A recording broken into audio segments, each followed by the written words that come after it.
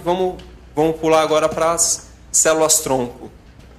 Células-tronco, como eu comentei inicialmente, elas passaram a ser um assunto bastante divulgado pela mídia por conta das promessas que foram feitas em cima desse tema.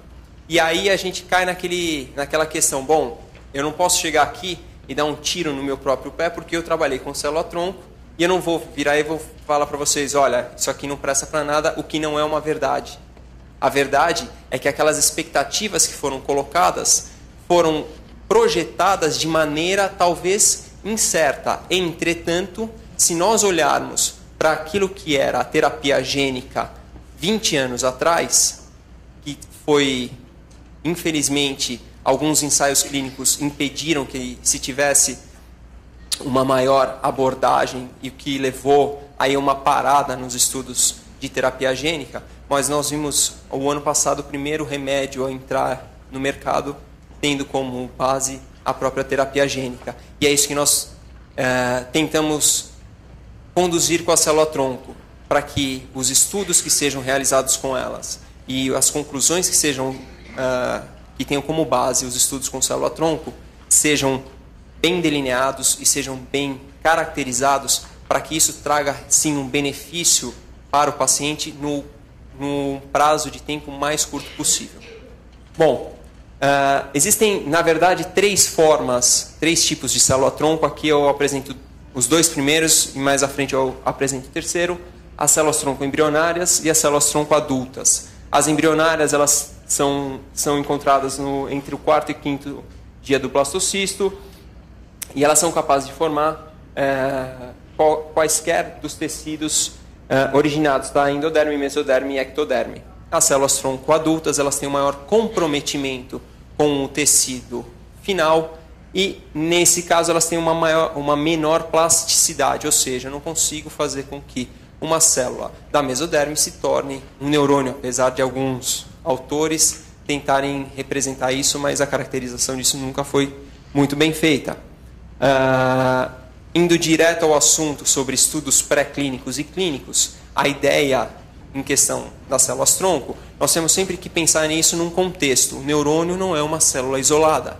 O neurônio depende de um microambiente onde você tem oligodendrócitos, astrócitos, células da glia e capilares específicos que vão alimentar e vão manter esse neurônio com a sua vida, com o seu metabolismo correto.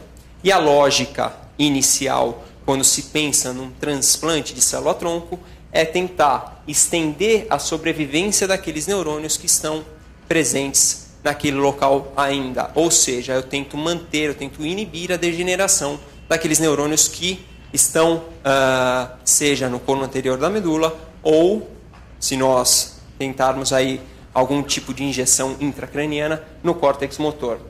Algumas das fontes que têm sido avaliadas em estudos pré-clínicos são células-tronco provenientes do cordão umbilical, células-tronco mesenquimais, da medula óssea e células-tronco embrionárias.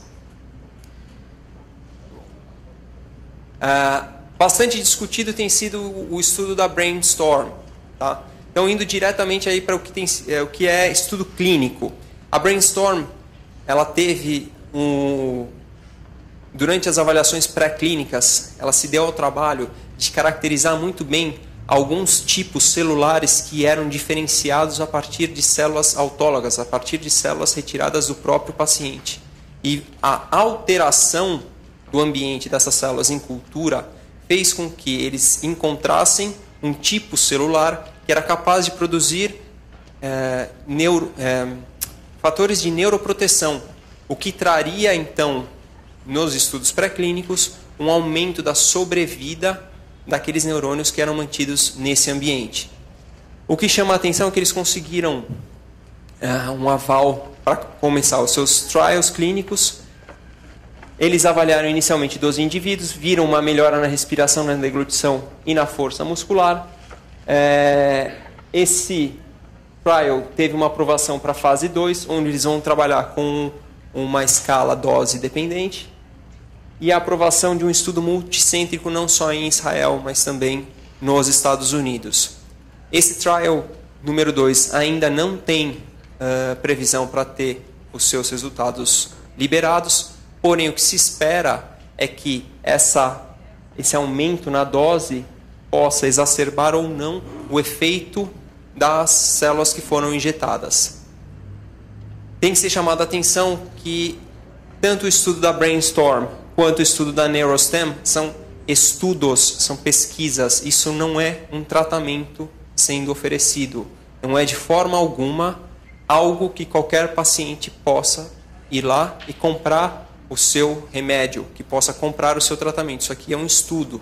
Para que esse estudo tenha conclusão, ele tem que passar por todos os parâmetros que o Isaac apresentou. Ele precisa que os pacientes sejam elegíveis para o estudo, ele precisa que os pacientes estejam comprometidos, ele precisa de avaliação para verificar se esse estudo tem efeito ou não. No caso da Neurostem, esse foi o primeiro trial aprovado pelo FDA. Ele usa células-tronco neurais. Nesse caso aqui, como nos Estados Unidos o aborto em alguns estados é permitido, eles removeram células-tronco do cordão nervoso de fetos abortados, expandiram isso in vitro e eles têm utilizado esse tipo de célula para a injeção dos pacientes. Até o momento foram 18 pacientes testados, sendo que os 12 primeiros foram publicados nessa edição da revista Stem Cells, com resultados apenas de segurança. A primeira fase desse trial verificou apenas a segurança do procedimento. E o procedimento ele tem como destaque o uso dessa plataforma patenteada. E qual que é a diferença aqui? Se nós estamos tentando verificar um tipo celular que possa manter o ambiente do neurônio motor vivo, ele tem que ter, essa célula ela tem que chegar até o local específico. Então, o sistema que eles têm é um sistema de estabilização da coluna e de injeção com distribuição das células por toda a extensão da medula. São 4 locais que eles da coluna que eles decidiram testar, mas o diferencial aqui não é apenas o uso da célula, é porque esse tipo de plataforma ele pode ser utilizado para a dosagem, para que sejam distribuídos diversos medicamentos. Ou seja, eu posso não ter vantagem com a célula-tronco, mas eu consigo ter avaliado uma plataforma que possa distribuir talvez um dos medicamentos que o Frederico falou há pouco, se ele precisar ser levado diretamente para o neurônio motor.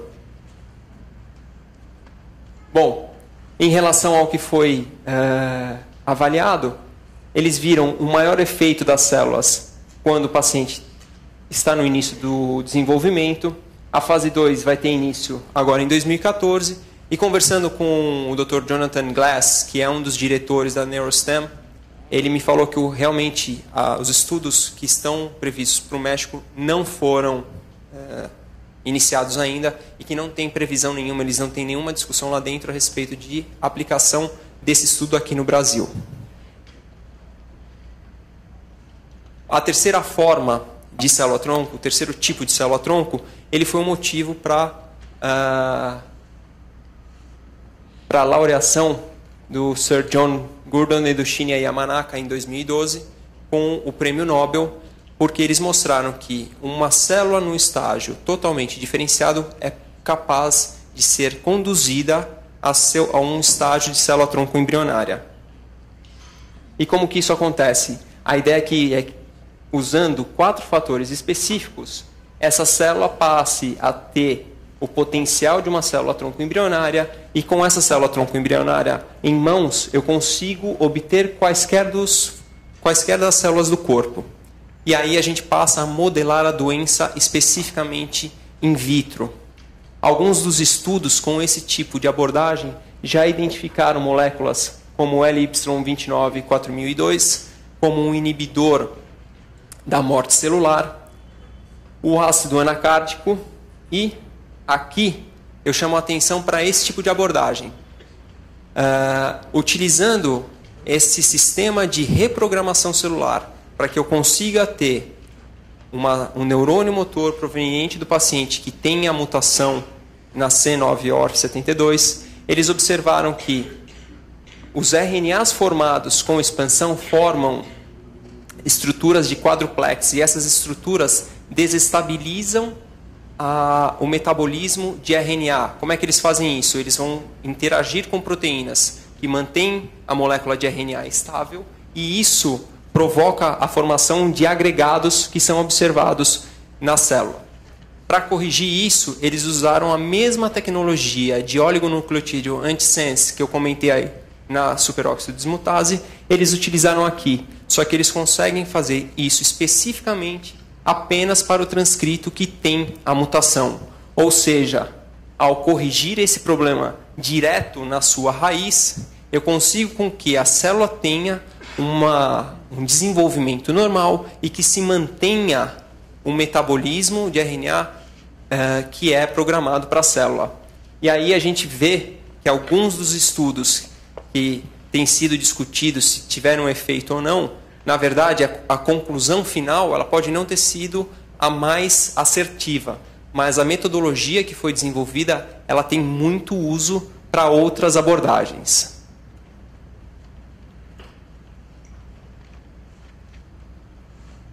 Bom, como foi discutido já várias vezes, ela tem uma grande variabilidade e talvez o uso desse tipo de abordagem de reprogramação celular possa trazer essa personalização da medicina para o paciente com ela, onde para cada paciente seria possível realizar a formação de uma célula pluripotente e dali o seu neurônio motor e testar diversas drogas em cima dessa avaliação, definir qual seria a melhor forma de abordar esse paciente específico.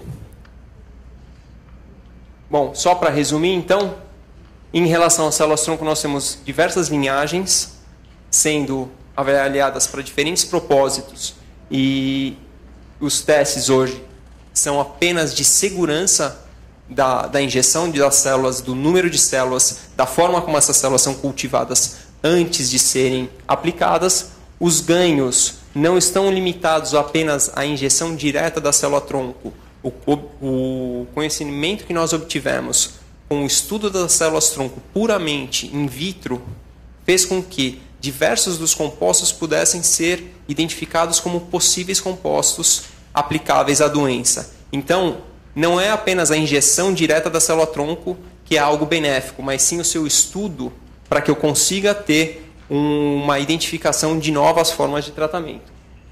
O que leva também ao aumento no screening de novos compostos. Queria agradecer a atenção de vocês.